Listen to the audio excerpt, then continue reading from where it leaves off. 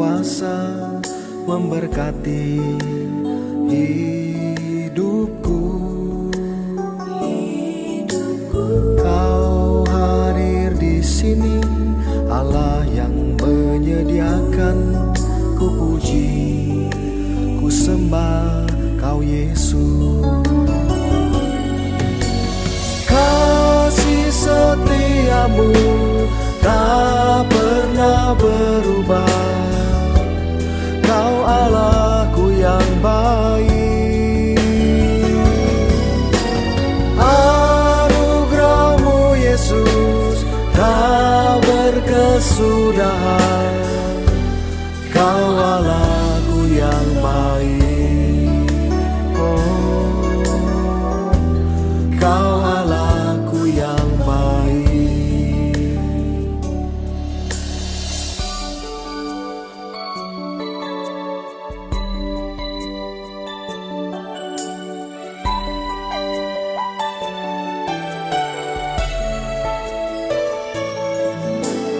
Kau hadir di sini, Allah Maha Kuasa memberkati hidupku. Kau hadir di sini, Allah yang menyediakan. Ku puji, ku sembah Kau Yesus. Kasih setiamu tak pernah berubah. Kau Allahku yang baik. Anugerah-Mu Yesus tak berkesudahan. Kau Allahku yang baik. Oh, Kau Allahku yang baik. Kasih setiamu tak pernah berubah. Kau Allahku yang baik. Anugerah-Mu Yesus tak berkesudahan. Kau Allahku yang baik. Oh, Kau Allahku yang baik.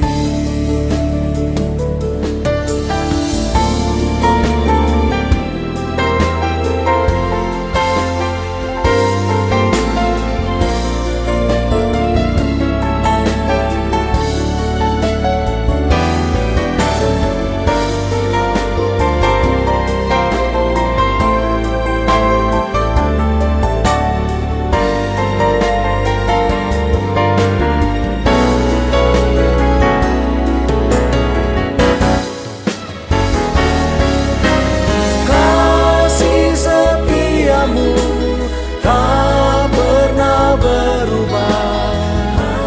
Kau Allahku yang baik. Anugerah-Mu Yesus tak berkesudahan. Kau Allahku yang baik. Oh, Kau Allahku yang baik. Kasih setiamu tak pernah berubah. Kau Allahku yang baik.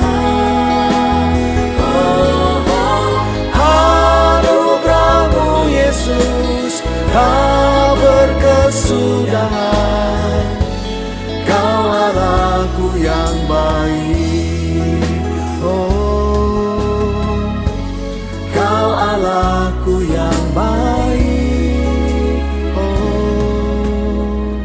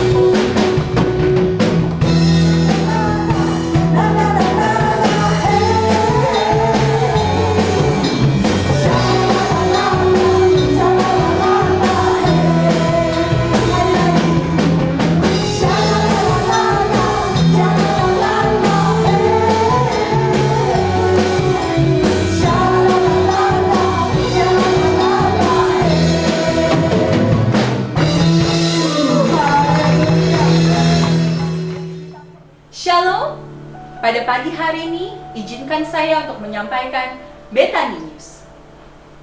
Anda bisa mencatat jadwal kegiatan-kegiatan Gereja Bethany Indonesia Anointing Office selama seminggu ini.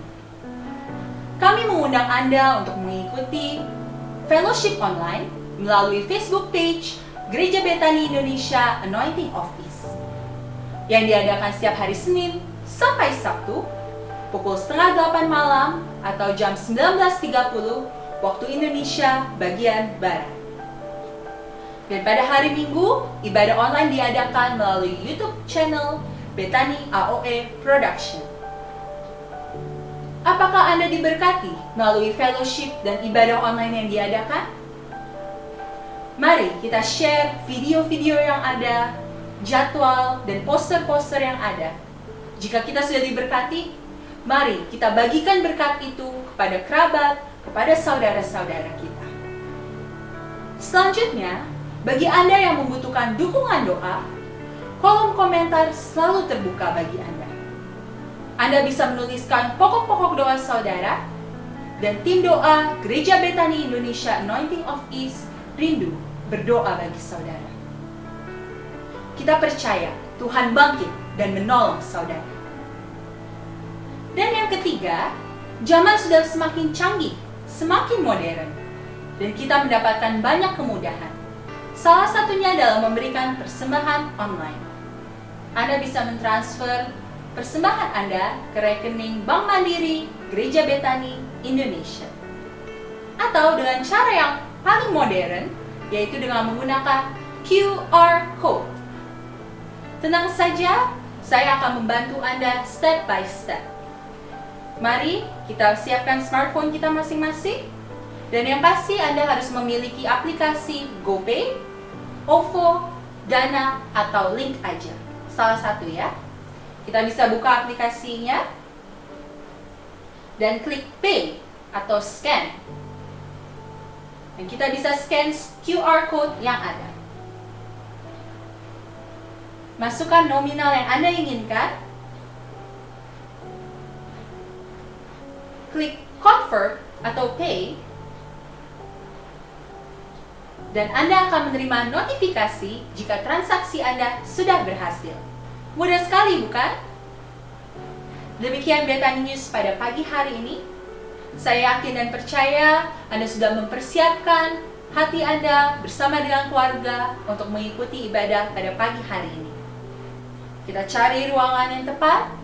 Oh, dan jangan lupa, mari kita sama-sama silent HP kita agar kita bisa fokus mengikuti praise and worship, mendengarkan dan mencatat khotbah, dan kita buka hati kita. Kita percaya kita akan menerima terobosan yang luar biasa pada pagi hari ini. Selamat beribadah, Tuhan Yesus memberkati.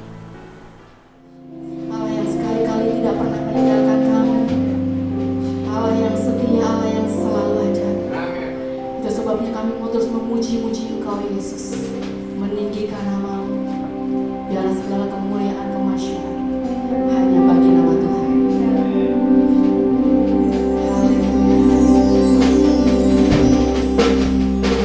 Tuhan Yesus,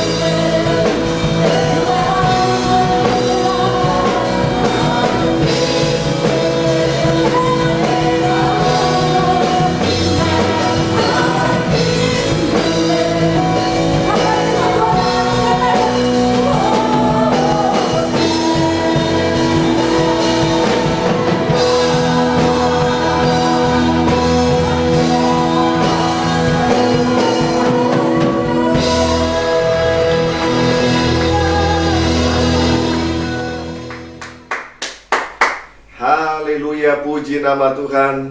Kita boleh bersama-sama memuji dan menyembah Tuhan. Dan saya percaya Tuhan bertahta di atas puji-pujian dan penyembahan umatnya.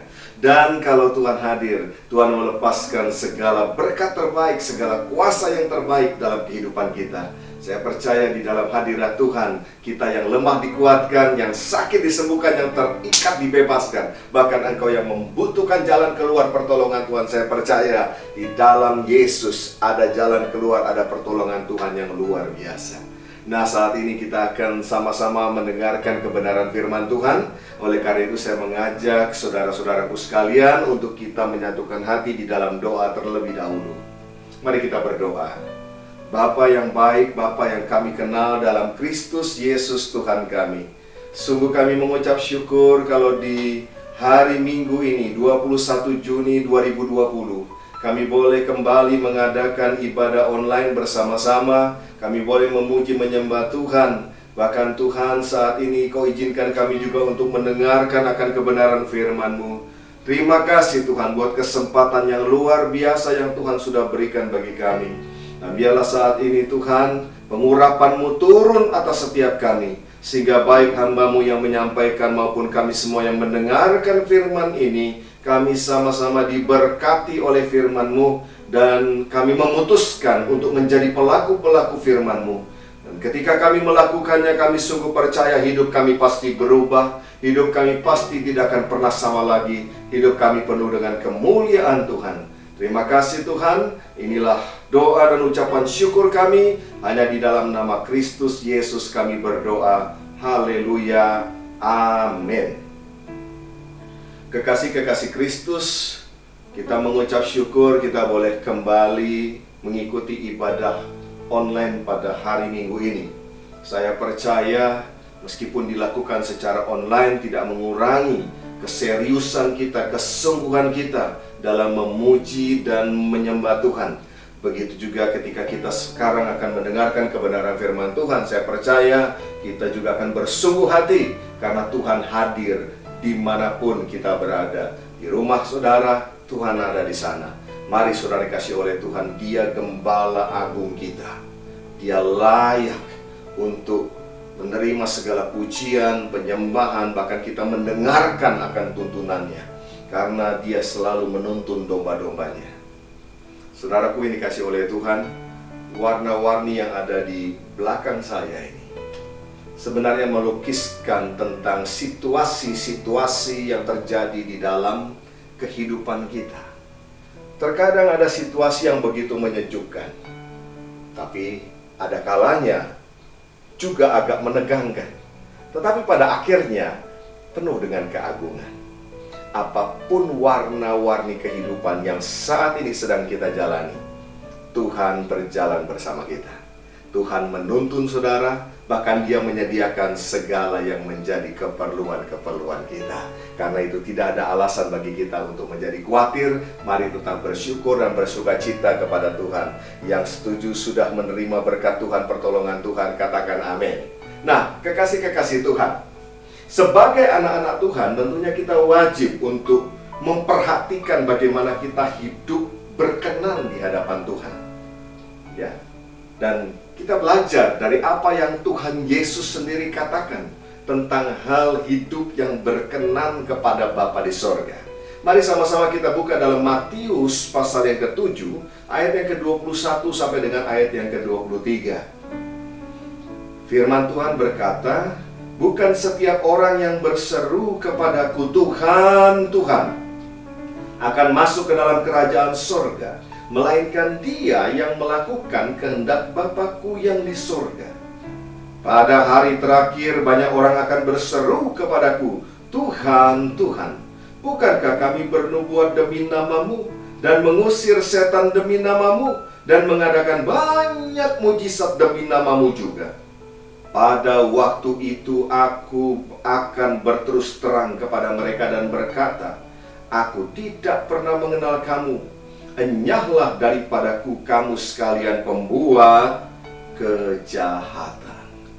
Saudara dikasih oleh Tuhan, kalau kita membaca apa yang Tuhan Yesus sendiri katakan, maka apa yang berkenan di hadapan Tuhan ternyata adalah melakukan seluruh kehendak Bapa di surga. Tadi Tuhan berkata, bukan orang yang berseru, Tuhan, Tuhan. Jadi jelas, ini berbicara tentang orang Kristen. Ya kan? Sebab hanya orang Kristen yang memanggil Yesus itu tuh Tuhan. Bukan orang yang berseru kepadaku Tuhan, Tuhan akan masuk dalam kerajaan surga. Jadi meskipun mereka sudah bernubuat dikatakan demi nama Tuhan, mereka sudah mengusir setan demi nama Tuhan, mereka sudah mengadakan banyak mujizat demi nama Tuhan. Tapi kalau dalam hidup mereka tidak melakukan kehendak Bapa, firman Tuhan berkata, mereka disebut atau disamakan dengan pembuat kejahatan. Loh, kok bisa, Pak? Tidak melakukan kehendak Bapa, tapi mereka bisa mengusir setan, mereka bisa mengadakan mujizat. Bisa, karena nama Yesus berkuasa.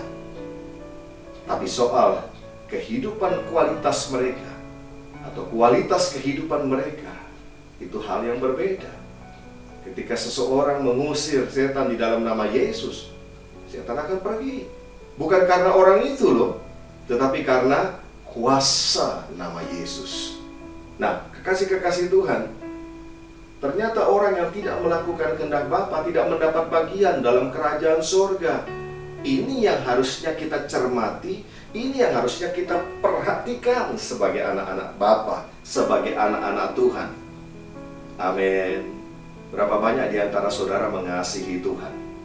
Coba boleh angkat tangan yang mengasihi Tuhan. Oh, haleluya, haleluya. Tanda orang yang mengasihi apa? Dia akan mengikuti, dia akan menuruti setiap perintah-perintah daripada Bapa. Nah, kekasih Tuhan, salah satu kehendak Bapa yang harusnya kita lakukan tiap-tiap hari adalah ini. Filipi pasal yang kedua, ayat yang ke-12. Ya, sekali lagi ini adalah salah satu kehendak Bapa yang harusnya tiap-tiap hari kita lakukan sebagai anak-anak Tuhan. Filipi 2 ayat yang ke-12. Hai saudara-saudaraku yang kekasih, kamu senantiasa taat. Karena itu tetaplah kerjakan keselamatanmu dengan takut dan gentar. Bukan saja seperti waktu aku masih hadir, tetapi terlebih pula sekarang waktu aku tidak hadir. Mari sama-sama kita mempelajari tentang Filipi pasal yang kedua ini, ayat yang ke-12. Ini adalah salah satu daripada kehendak Bapa yang harusnya kita sebagai anak-anak Tuhan melakukan ini tiap-tiap hari. Apa itu? Mengerjakan keselamatan kita dengan takut dan gentar. Nah, bagaimana caranya kita mengerjakan keselamatan kita? Bapak Ibu yang dikasih oleh Tuhan, saudaraku terkasih, keselamatan yang kita terima dari Tuhan itu gratis. Bukan karena itu murahan, tetapi karena Yesus yang sudah membayar mahal untuk itu. Jadi kalau hari ini saudara menerima keselamatan dari Yesus, saudara nggak bayar apa-apa kan? Apakah ada di antara saudara yang membayar untuk menerima keselamatan? Apakah ada di antara kita yang menerima keselamatan kita harus berkorban sesuatu? Tidak, bukan? Kita menerima secara free of charge, gratis, karena sudah ada yang membayarnya lunas. Yesus bayar harga. Dia menyerahkan hidupnya, dia menyerahkan nyawanya, mati menggantikan saudara dan saya, sehingga kita yang seharusnya mati dihukum oleh karena dosa, kita dimerdekakan, kita dibebaskan, karena saudara dan saya sudah dibayar lunas oleh Tuhan. Jadi kekristenan itu bukan murahan, itu sesuatu yang mahal. Karena apa? Tuhan sendiri yang membayarnya lunas. Tapi kemudian kita hidup tiap-tiap hari mengerjakan keselamatan kita. Tentu itu tidak gratis. Ada harga yang harus kita bayar. Apa harganya?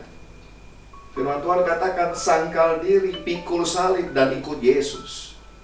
Sekali lagi, harga yang harus kita bayar ketika kita mau mengerjakan keselamatan yang sudah kita terima dari Tuhan adalah sangkal diri. Ya, jadi bukan lagi kehendakku yang jadi, tetapi kehendak Tuhanlah yang terjadi dalam hidupku. Itu sangkal diri. Lalu pikul salib kita. Saya percaya setiap kita punya salibnya masing-masing. Ya, tidak dapat diperbandingkan satu dengan yang lain. Karena masing-masing kita punya pertanggungan jawab nanti kepada Tuhan. Amin.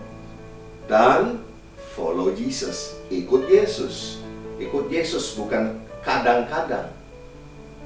Bukan 1 tahun, 2 tahun. Tapi ikut Yesus selama-lamanya. Amin. Ya, saudara, untuk dapat mengerjakan keselamatan kita, kalau kita baca dalam Filipi 2 ayat yang ke-12 tadi, modalnya adalah T-A-A-T. Apa itu?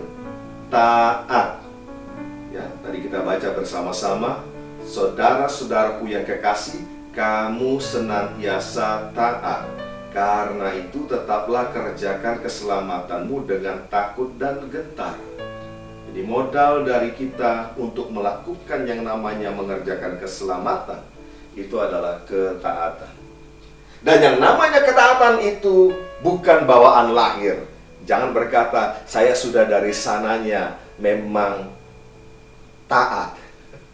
Ya, kalau ketaatan bawaan lahir, nanti orang yang tidak taat juga akan bilang, saya sudah dari sananya ini bawaan lahir untuk tidak taat.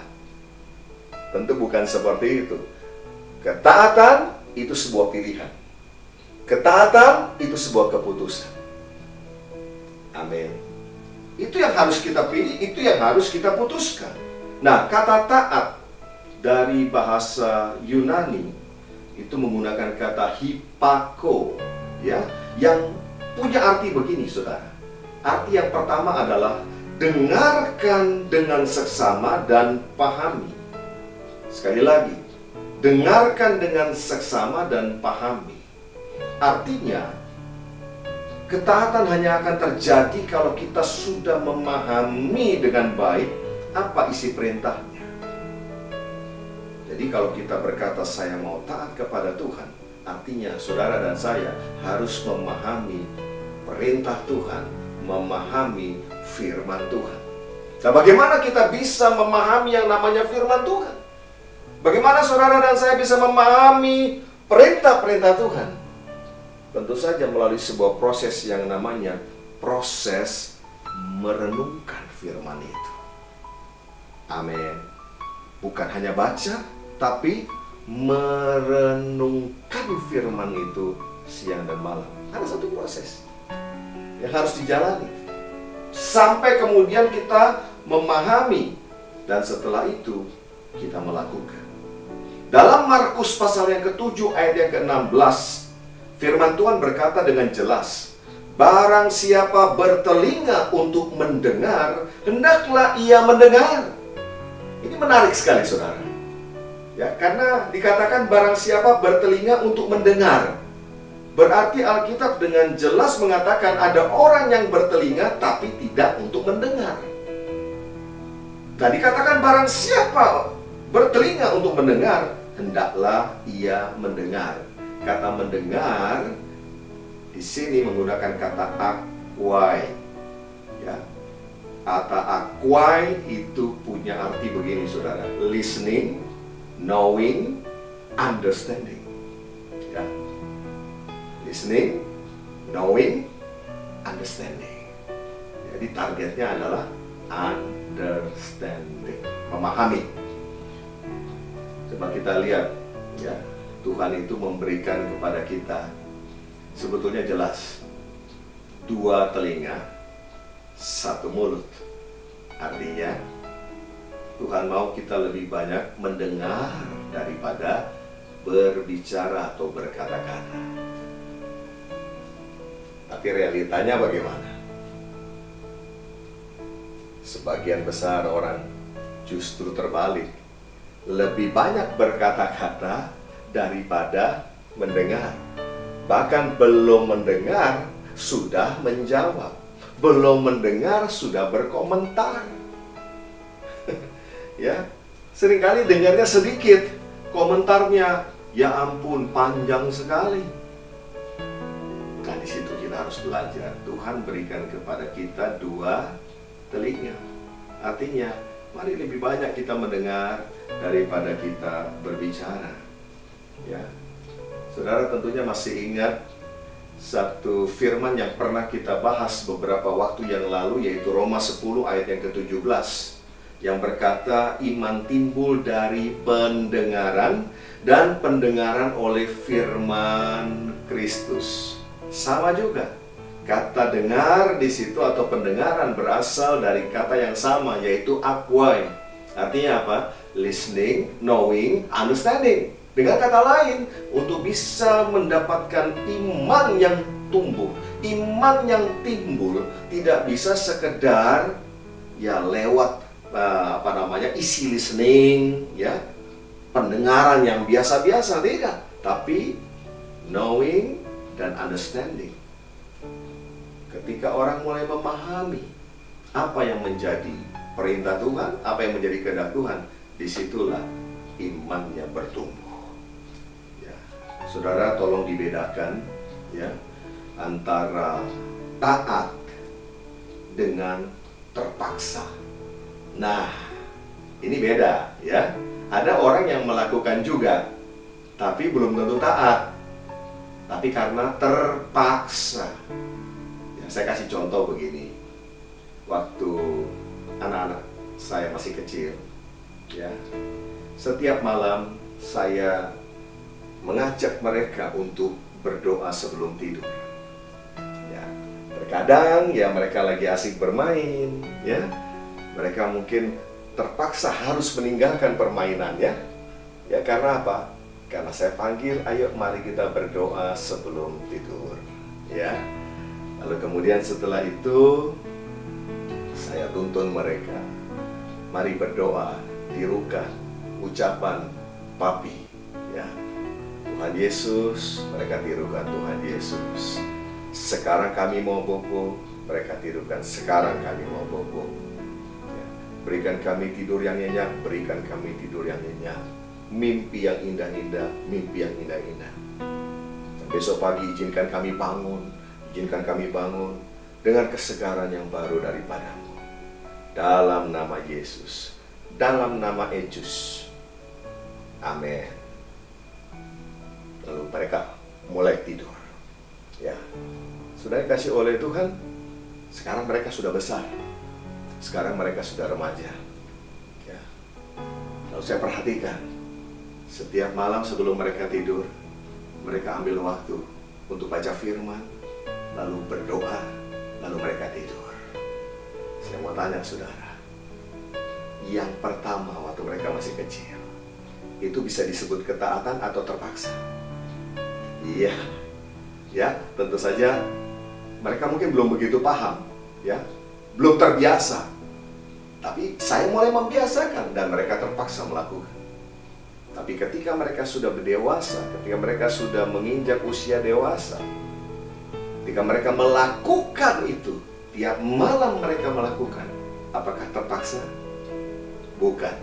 Itu sebuah ketaatan. Karena mereka sudah mengenal Bapa yang sangat mengasihi mereka. Saudara dikasihi oleh Tuhan, Tuhan mau kita melakukan dengan rela. Ketaatan itu harus muncul dari sebuah kerelaan, bukan keterpaksaan. Ya, itu yang pertama. Taat, hipako, artinya dengarkan dengan seksama dan pahami. Yang kedua, arti yang kedua adalah dengarkan dengan seksama dan tempatkan posisi di bawah. Ini contohnya menarik, saudara. Kalau di kantor saudara, satu ketika saudara sampai di kantor, tiba-tiba saudara mendapatkan perintah untuk melakukan A, B, C, D. Lalu kemudian saudara bertanya, ini yang memberi perintah siapa? Ternyata yang memberi perintah adalah bawahan saudara. Saya mau tanya, apakah saudara akan lakukan? Apakah saudara wajib melakukan? Saya yakin saudara tidak akan melakukan. Karena saudara akan berkata begini, terbalik, harusnya saya yang kasih perintah kepada dia, bukan dia yang kasih perintah kepada saya. Bisa tangkap sesuatu? Kan itu garis komandonya begitu. Ya, hierarkinya kan begitu. Atau begini, ketika saudara sampai di kantor, satu ketika tiba-tiba saudara dapatkan sejumlah perintah yang harus dilakukan, A, B, C, D. Lalu saudara tanya, siapa yang memberi perintah? Ternyata adalah orang yang punya level sama dengan saudara. Ya, pertanyaannya, apakah itu wajib dilakukan? Apakah itu akan saudara lakukan? Saya rasa saudara tidak akan melakukannya. Karena apa? Karena itu bukan garis komandonya, bukan? Itu garis koordinasi. Nah, kecuali sudah diatur secara khusus, ya, dalam satu peraturan. Tapi itu satu level yang sama. Tapi satu ketika saudara sampai di kantor, lalu saudara dapat sebuah instruksi, dapat sebuah perintah A, B, C, D juga. Dan saudara kemudian diberitahu bahwa yang memerintahkan ini adalah owner daripada perusahaan itu, pemilik daripada perusahaan itu, CEO daripada perusahaan itu. Apakah saudara akan lakukan? Saya percaya saudara akan segera lakukan. Karena apa? Memang dia yang punya hak, dia pemilik perusahaan, dia yang berkuasa atas seluruh karyawan-karyawan yang ada di situ. Dan setiap perintahnya tentu harus dilakukan. Sudah dikasih oleh Tuhan. Sadarkah saudara bahwa kita ini memanggil Yesus Tuhan? Tuhan itu punya arti pemilik tunggal, penguasa tunggal atas kehidupan kita. Tapi bagaimana realitanya dalam hidup tiap-tiap hari? Seringkali, bukankah banyak orang Kristen, banyak orang percaya justru menempatkan Tuhan bukan posisi di atas, tapi posisi justru di bawah kita. Justru Tuhan yang kita perintah-perintah. Atau bahkan ada beberapa orang mungkin yang merasa begini, ya, saya sama Tuhan satu level karena saking dekatnya. Saudara, keintiman tidak mengubah. Ya, kita intim sama Tuhan, tapi kita harus sadar, betul, Dia adalah Tuhan. Dia adalah pemilik hidup kita. Dia adalah penguasa tunggal dalam hidup kita. Seharusnya kita menempatkan posisi di bawah. Sehingga apa? Ketika Tuhan berfirman, ketika Tuhan berkata-kata, kita pasti akan melakukannya. Amin. Ya, coba belajar akan hal ini, saudara. Jangan sampai terbalik-balik. Ya, dalam hubungan kita sama Tuhan, justru kita yang merasa di atas daripada Tuhan. Makanya tidak heran kehidupan kita penuh dengan ketidaktaatan. Nah, kekasih-kekasih Kristus, dikatakan kerjakanlah keselamatanmu dengan takut dan gentar. Kata kerjakan di situ, saya perhatikan dari bahasa aslinya adalah katergasomai. Katergasomai ini punya arti to perform, to accomplish, and to achieve. Sekali lagi, artinya adalah to perform, to accomplish, to achieve. Artinya apa? Memunculkan atau menghasilkan. Ada dua. Yang pertama adalah hasil. Yang kedua, bentuk. Ya. Jadi kalau kita berbicara tentang kerjakan, itu ada resultnya, pasti ada hasilnya. Ya. Dan juga ada bentuknya. Kalau saudara pernah melihat orang yang berlatih, ya, kebugaran tubuh, ya, atau membentukkan, ya, mereka tiap hari berlatih, ya, mungkin mereka berlatih beban, ya, mengangkat beban, ya, ya. Mereka harus taat melakukan, ada instrukturnya di situ, mereka melakukan, mengerjakan. Kemudian setelah sekian lama, ada hasilnya nggak? Ada. Mereka menjadi lebih sehat. Betul? Oh iya. Ya. Ketika orang pergi ke pusat kebugaran, lalu kemudian dia mulai berlatih, dia mulai mengangkat beban, ya, dia mulai mengangkat beban. Apa yang terjadi? Setelah sekian lama, saya percaya tubuhnya menjadi sehat. Amin. Lalu apa lagi? Nah, pasti ada bentuk yang dihasilkan, yaitu apa? Ya, postur tubuhnya ya terbentuk karena ada sebuah latihan yang dikerjakan, ketaatan yang dikerjakan terus menerus. Ya, saya percaya bukan hanya sekali-sekali dikerjakan, tapi terus menerus dikerjakan. Saudaraku, kalau kita berbicara tentang keselamatan, ya, bahasa aslinya adalah soteria. Ya, kalau saudara yang sudah pernah mengikuti SOM, pasti saudara tahu apa itu soteria. Ya, keselamatan artinya yang pertama adalah hidup kekal. Orang yang percaya Yesus, dia mendapatkan hidup yang kekal. Kapan dia terima hidup yang kekal? Ketika dia buka hati, terima Yesus sebagai Tuhan dan Juru Selamat. Ketika dia memutuskan untuk bertobat. Masih ingat bertobat? Bertobat artinya berbalik 180 derajat. Berbalik, tidak lagi melakukan kebiasaan-kebiasaan atau hidup yang lama, tapi dia mau kembali kepada Tuhan, berbalik melakukan apa yang Tuhan mau. Itu yang pertama. Soteria juga punya pengertian hidup sebagai Kristen sejati. Apa itu Kristen sejati? Yaitu melakukan semua perintah-perintah Tuhan dan mengalami penggenapan semua janji Tuhan. Itu Kristen sejati. Ya. Dan yang ketiga, apa arti daripada soteria? Yaitu menang atas segala tipu daya si jahat. Menang atas segala tipu daya si jahat. Ya.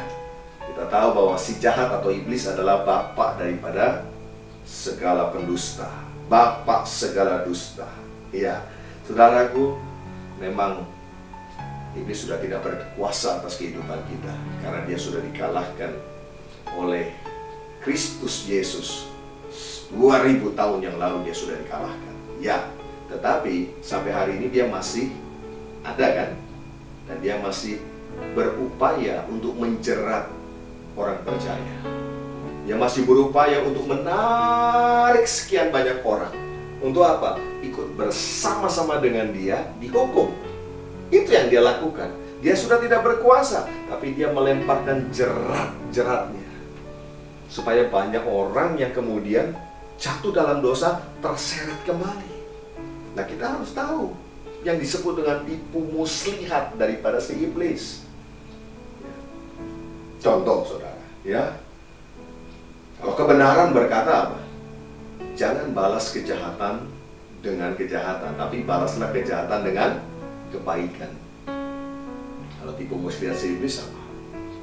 Jangan kejahatan balas dengan kejahatan. Ya. Kalau saya pernah dengar ada orang yang berkata begini, nggak apa-apa Pak Pendeta, ya, bohong sedikit-sedikit itu nggak apa-apa. Ini namanya bohong kudus, karena bohong untuk kebaikan. Ya, bohong tipis. Itu tipu muslihat, saudara. Karena Alkitab tidak pernah bilang ada hal seperti itu. Ya, Alkitab mengajarkan bahwa menipu adalah dosa. Dan upah dosa itu adalah maut. Mau tipis, mau tebal, mau kecil, mau besar, tetap dosa. Dan upah dosa adalah maut. Apalagi yang seringkali menjadi tipu muslihat si iblis. Ini yang paling banyak saya tahu, saya dengar, saudara. Ya. Oh iya, iblis persilahkan. Saudara mau dengar khotbah, dengar firman, oh, dia tidak masalah dengan itu. Silakan dengar sebanyak mungkin khotbah. Ya, tapi ketika saudara mau melakukan, dia mulai bisikin. Jangan sekarang. Nanti aja, kan masih ada waktu. Nanti bulan depan. Nanti 2 bulan lagi. Nanti begitu jatuh tempo, masih mundur lagi. Menunda. Nah, itu tipu muslihat. Padahal firman Tuhan Tidak pernah mengajarkan orang untuk menunda. Hari ini engkau mendengarkan suaranya, hari ini lakukan. Hari ini kita mendengarkan suaranya, hari ini kita bertobat. Itu kata firman Tuhan. Amin. Ya. Saudara dikasih oleh Tuhan, di mana sih biasanya iblis itu melontarkan benih-benih tipu dayanya? Ya, di pikiran kita. Betul, makanya ada orang yang bilangkan begini, medan peperangan terbesar dalam hidup itu adalah di pikiran. Dan saya setuju itu. Kenapa? Orang menjadi perkasa atau menjadi lemah tergantung apa yang ada di dalam pikirannya. Orang mengalami kemenangan atau kekalahan, apa yang ada di pikirannya itu sangat menentukan. Dan iblis bermain di situ, melemparkan benih tipu muslihatnya itu di dalam pikiran kita. Nah, bagaimana supaya pikiran kita merdeka? Bagaimana pikiran kita supaya tidak dipenuhi dengan tipu muslihat daripada si iblis? Ada satu cara yang terbaik adalah penuhilah pikiran saudara dengan firman Tuhan. Amin. Yes. Penuhilah firman Tuhan di dalam pikiran kita. Caranya bagaimana? Renungkan firman itu siang dan malam. Ya. Kan jelas firman Tuhan ajarkan untuk kita merenungkan kitab Taurat itu siang dan malam. Merenungkan firman Tuhan siang dan malam. Ya. Bukan membaca siang dan malam, tapi merenungkan. Ada banyak orang tidak bermasalah dengan membaca. Ya, saya banyak ketemu orang yang baca firman rajin sekali. Ya, bahkan dikebut. Ya, 1, 2, 3 pasal. Ya, karena punya target. Tidak ada masalah dengan itu. Tapi masih ada yang kurang. Mereka tidak mengambil waktu untuk merenungkan. Alangkah baiknya setelah dibaca, direnungkan. Ya, dan ketika kita mulai dalam proses merenungkan, kita memenuhi seluruh pikiran kita dengan firman, sehingga pada akhirnya seluruh hidup kita dikuasai oleh firman. Hidup itu harus dikuasai firman, ya. Sehingga apapun warna kehidupan yang sedang saudara jalani, mau itu warna yang sangat sejuk, mau itu yang agak sedikit menegangkan, mau itu yang penuh dengan keagungan, itu tidak akan memporak-porandakan hidup kita. Saudara akan tetap kokoh karena ada firman yang menopang kehidupan kita. Masih ingat ketika Tuhan Yesus sendiri dicobai oleh iblis? Bayangkan, iblis tahu tidak bahwa Yesus itu adalah anak Allah? Tahu. Dia tahu, dia pribadi paling tahu kok. Ya, kan sudah lama sama-sama. Iya kan? Oh iya, karena iblis ini kan dulu adalah salah satu daripada malaikat di sorga, pemimpin pujian bahkan. Ya. Dia tahu siapa Yesus. Dia tahu siapa Tuhan. Tahu. Tapi itu pun dia masih mencobai. Ya, setelah Yesus berpuasa 40 hari, 40 malam, ia kemudian menjadi lapar. Apa yang dilakukan oleh iblis? Dia datang. Dia datang kepada Yesus dan berkata, "Jika engkau anak Allah, ubahlah batu-batu ini menjadi roti." Yesus tahu ini tipu muslihat. Di mana tipu muslihatnya? Coba lihat. Jika engkau anak Allah. Itu bagian dari tipu muslihat iblis kan? Jelas Yesus adalah anak Allah. Jelas Yesus adalah Allah. Ya. Dan Yesus tahu persis. Itulah sebabnya dia berkata, ada tertulis, manusia hidup bukan dari roti saja, tapi dari setiap firman yang keluar dari mulut Allah. Yesus tidak termakan dengan tipu muslihatnya. Ya kalau Yesus termakan, dia akan berkata gini, oke, nggak masalah. Mau tahu bahwa aku berkuasa? Ambil batu yang besar, sini. Kita rubah jadi roti yang besar. Kalau perlu kita makan sama-sama. Ya. Lalu sesudah itu Yesus dibawa ke bumbungan bait Allah. Lalu dikatakan, jatuhkan dirimu. Ya. Bukankah ada tertulis malaikat-malaikatnya akan diperintahkan untuk menantang engkau, sehingga kakimu tidak akan terantuk kepada batu. Apakah Yesus mengikutinya? Tidak. Karena Yesus adalah Allah. Yesus adalah Tuhan. Dia tidak bisa diperintah, apalagi oleh si jahat. Saudara dikasih oleh Tuhan dan Yesus, dalam setiap kali ia dicobai, dia menjawab, ada tertulis. Ada tertulis. Artinya apa? Seluruh kehidupan Yesus, pikirannya dipenuhi dengan firman. Jadi kalau ada anak Tuhan penuh dengan firman, apapun tipu muslihat si jahat, apapun persoalan masalah yang dihadapi, ada tertulis.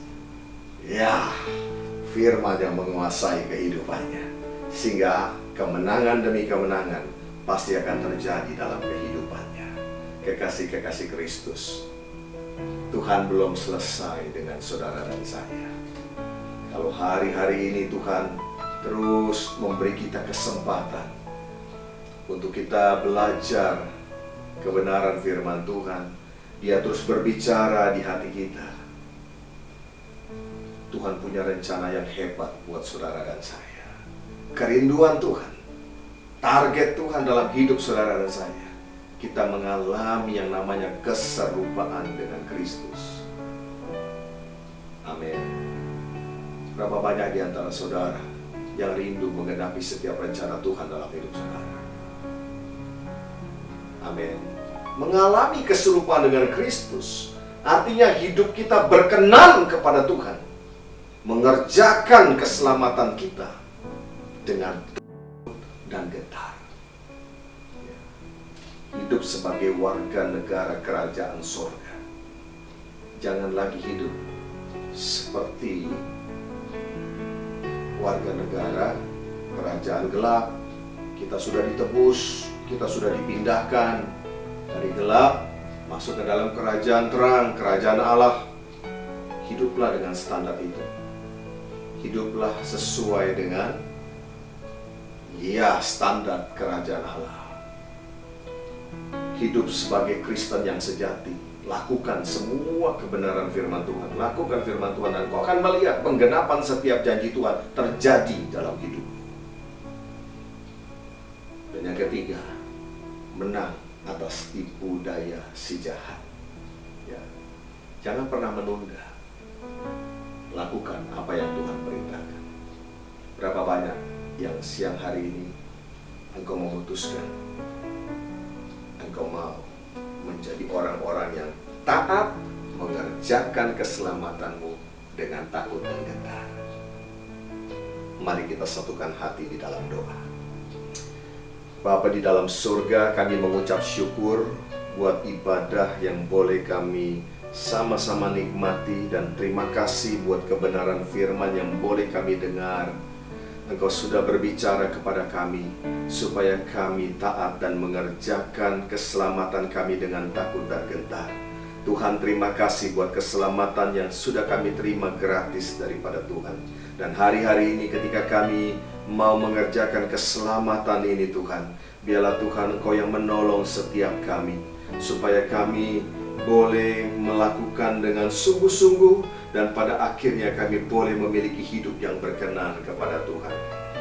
Tuhan, ampunilah kami kalau dalam perjalanan kehidupan kami sebagai anak-anak-Mu, ada banyak kali kami menunda dan menunda untuk melakukan firman Tuhan. Hari ini kami sadar Tuhan, bahwa kami tidak boleh terkena tipu daya daripada si iblis, tipu muslihat daripada si iblis. Kami akan melakukan setiap firman yang Tuhan berikan bagi kami. Setiap perintah yang Tuhan berikan bagi kami akan melakukannya. Tuhan, kalau ada di antara kami yang beberapa waktu ini kami menunda untuk mengampuni, biarlah hari ini Tuhan Engkau berbicara kepada kami, dan Engkau sendiri yang memampukan kami untuk kami bisa mengampuni orang yang bersalah kepada kami. Beri kami kekuatan, beri kami kemampuan untuk kami mengerjakan keselamatan itu dengan taat ya Tuhan.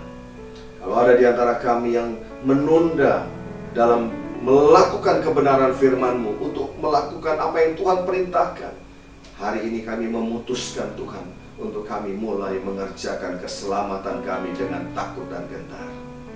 Karena itu Tuhan, pegang tangan kami, jangan lepaskan kami Tuhan. Mampukan setiap anak-anak-Mu Tuhan menjadi pemenang-pemenang, bahkan lebih daripada pemenang. Terima kasih Tuhan, hamba-Mu berdoa bagi setiap anak-anak-Mu, jemaat-Mu yang mengikuti ibadah ini secara online dimanapun mereka berada, yang menyaksikan tayangan video ini dimanapun mereka berada. Kalau ada di antara mereka yang lemah hari ini, Tuhan beri kekuatan. Kalau ada di antara mereka yang mengalami sakit penyakit, oleh kuasa bilur-bilur Tuhan Yesus, jadilah engkau sembuh dalam nama Yesus.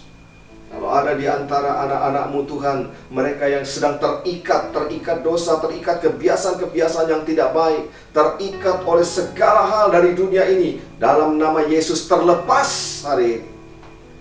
Dan jika ada di antara anak-anak-Mu Tuhan yang mengalami jalan buntu, hamba-Mu berdoa, Engkau yang membuka jalan-jalan bagi mereka.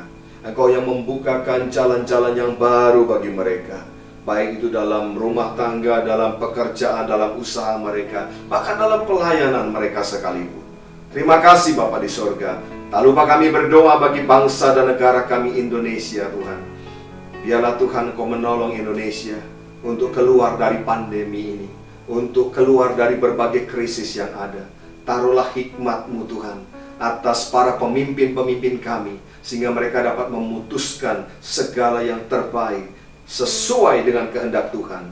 Hamba-Mu percaya, kami semua percaya, Indonesia ada di hati Tuhan. Indonesia penuh kemuliaan Tuhan. Terima kasih ya Bapa. Dan saat ini Tuhan, kami akan mengakhiri ibadah online minggu kami. Dan kami rindu Tuhan, berkat-Mu tercurah atas setiap kami. Kekasih-kekasih Kristus, Engkau yang sudah mendengarkan firman Tuhan, mari lakukan firman itu. Taat mengerjakan keselamatan dengan takut dan gentar. Jangan ditunda lagi. Mari angkat kedua tanganmu tinggi, arahkan hatimu kepada Bapa di surga dan terimalah berkat yang berlimpah-limpah di dalam nama Bapa, Anak dan Roh Kudus, yaitu Tuhan Yesus Kristus, yang menyertai dan memberkati, memulihkan dan mengangkat kita semua, mulai saat ini sampai Maranatha, bahkan sampai selama-lamanya. Yang percaya sudah terima berkat Tuhan, sama-sama berkata, amin. Haleluya.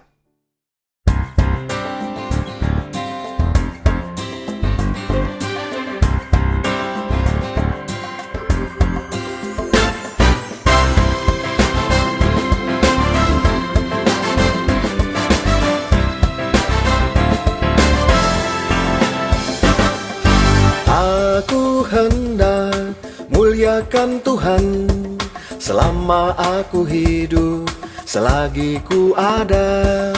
Aku hendak bermazmur bagi Dia selama aku hidup, selagi ku ada.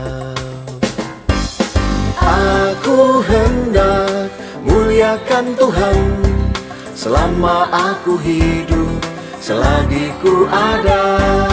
Aku hendak bermazmur bagi Dia selama aku hidup, selagi ku ada. Tuhan itu Raja untuk selamanya. Tuhan mengasihi orang-orang benar. Tuhan menegakkan orang yang tertunduk. Tuhan membebaskan orang yang terkurung.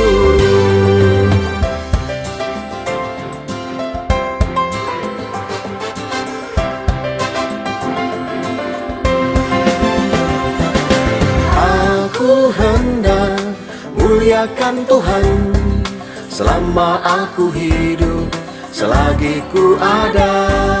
Aku hendak bermazmur bagi Dia selama aku hidup, selagi ku ada. Aku hendak muliakan Tuhan selama aku hidup, selagi ku ada. Aku hendak bermazmur bagi Dia selama aku hidup, selagi ku ada. Tuhan itu Raja untuk selamanya. Tuhan mengasihi orang-orang benar. Tuhan menegakkan orang yang tertunduk. Tuhan membebaskan orang yang terkurung. Tuhan itu Raja untuk selamanya. Tuhan mengasihi orang-orang benar. Tuhan menegakkan orang yang tertunduk. Tuhan membebaskan orang yang terkurung.